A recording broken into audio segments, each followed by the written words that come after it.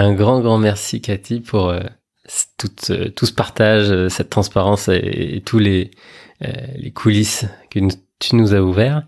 J'ai quelques petites questions, un peu en dehors, pour clôturer cet échange. Si tu avais la possibilité de boire un café ou de déguster un très bon verre de vin avec la personne de ton choix, qui choisirais-tu?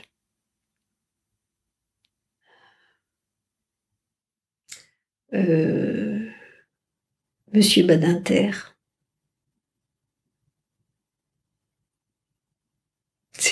C'est un homme pour qui j'ai une admiration énorme depuis si longtemps. Quelqu'un qui a su transformer notre société, quelqu'un qui s'est battu avec courage contre la peine de mort, qui savait toucher les gens avec passion. Ah oui. Super échange. Ouais. J'adorerais être, à chaque fois que je pose cette question, j'adorerais être la petite souris qui participe à ce café. Magnifique. Et, si tu avais la possibilité de découvrir une culture, ou un pays, un peuple, tu choisirais lequel? Laquelle? La Mongolie. Ça me paraît tellement pur et la Mongolie, ouais. Et l'Iran, c'est pareil. L'Iran, j'en rêve depuis que je suis adolescente, mais comme la dictature, c'est quelque chose qui m'est insupportable. Quand j'avais 12 ans, c'était le Shah d'Iran. Ça me faisait déjà rêver, hein, Persépolis, le berceau de l'humanité, de la civilisation. Et puis après, les ayatollahs, j'espère qu'un jour je pourrai y aller quand même. Donc peut-être l'Iran, parce que l'Iran me touche beaucoup. Donc peut-être l'Iran d'abord et puis la Mongolie après, juste pour le bonheur des espaces. Et puis cette civilisation qui a l'air tellement à part. Si tu pouvais nous partager une ressource, un livre, un film, une expo, une artiste, une autre entreprise, en rapport un petit peu avec toute notre discussion et que tu aimerais valoriser, tu penses à quoi?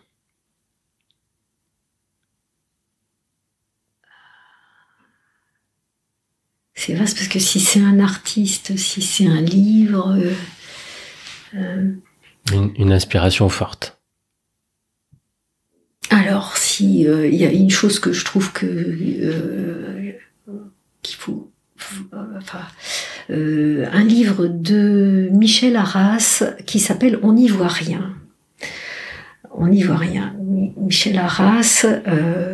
c'était un grand connaisseur de l'art et il vous éduque le regard et savoir regarder les choses, voir les différences, trouver du sens.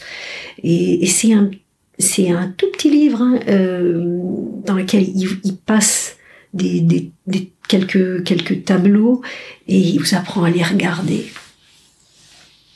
C'est fabuleux, c'est fabuleux et on ne regarde plus jamais n'importe quel tableau, que ce soit un tableau très contemporain de Saïd Tombli ou un tableau très classique, on ne les regarde plus jamais comme avant. Le regard s'éduque et le regard chez Malégol, c'est quelque chose de fondamental. Parce que... Tu as partagé ce livre à tous les collaborateurs? Non, c'est vrai, mais c'est une idée. C'est bientôt Noël. Bientôt Noël, un petit cadeau sur le bureau, sur le poste. Ah ouais, parce qu'on est tellement... c'est tellement judicieux dans notre métier.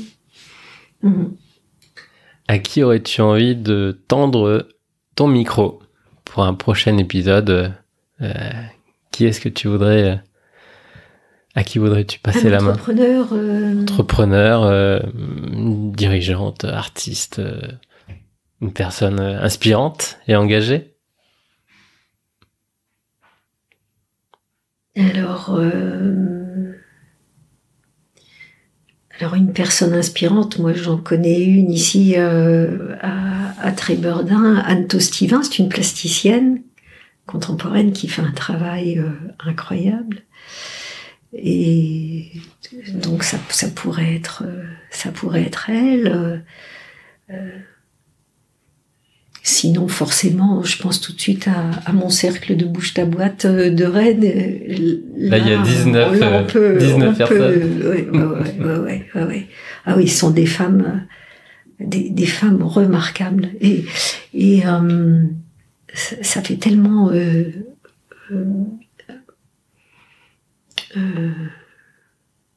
je dirais, on dit souvent que les femmes peuvent pas travailler ensemble, c'est tellement un cliché.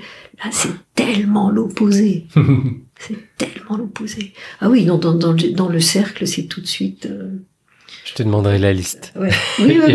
Non, mais il y a des tempéraments, il y a des activités. Sophia Mella, c'est une architecte qui est comme moi issue de l'immigration, sauf que elle, ça se, avec son nom forcément, ça se voit, mais elle a une vision du détail dans ses projets et elle accompagne les gens de la conception de leur habitat jusqu'à la décoration. Vous collaborez ensemble?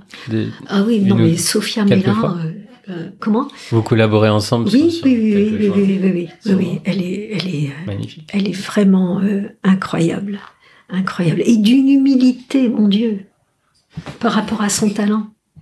Alors, elle est d'ailleurs, il y a eu un dossier hors série, c'était en septembre, en octobre, de art et décoration sur la couleur et la matière, et il y a 4 pages sur elle. Elle est fabuleuse. Et charmante en plus. Merci beaucoup, du coup, pour toutes ces belles recommandations. Dernière question, on a toujours pensé le podcast comme un héritage, comme laisser une trace. Donc, on t'offre la possibilité de laisser un petit mot pour tes filles. Oh my God. Rien que de penser à elle, déjà, c'est une grosse émotion qui monte.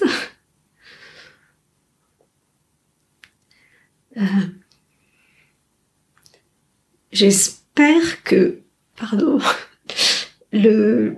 mon engagement dans l'entreprise a pas trop pesé sur le temps que je leur ai pas consacré, forcément. C'est un investissement énorme, une entreprise. Et je crois que c'est pour ça que d'être à 2, c'est aussi une aide, parce qu'on comprend l'un et l'autre pourquoi on est autant investi. Et j'espère qu'elles ont compris, elles 3, pourquoi on était aussi investis, et surtout qu'elles n'en ont pas vu que le côté difficulté qu'on a pu dépasser, mais aussi toute la passion qu'on y met et tout ce que ça nous apporte. Toute la force. Toute la force. Oui. Comme ça nous a transformés. Oui. Un très très grand merci, Cathy. Merci beaucoup. Je suis ravi d'avoir pu vraiment plonger dans ce parcours, ce duo, et puis cette famille Malégol qui est là aujourd'hui sur de très très bons rails. Merci aussi de m'avoir donné l'occasion de parler d'Atelier Malégol. Je trouve que c'est important de témoigner aussi pour l'équipe. Eh ben c'est ce qu'on fait au quotidien et on adore ça. On est nous aussi nourris par toutes ces ondes, ces vibrations. Donc un très très grand merci. Et j'invite tout le monde à découvrir tout l'univers en cliquant sur les liens dans la description et à rentrer en contact assez facilement avec toi sur LinkedIn. Bien sûr. Oui. Merci beaucoup. Merci.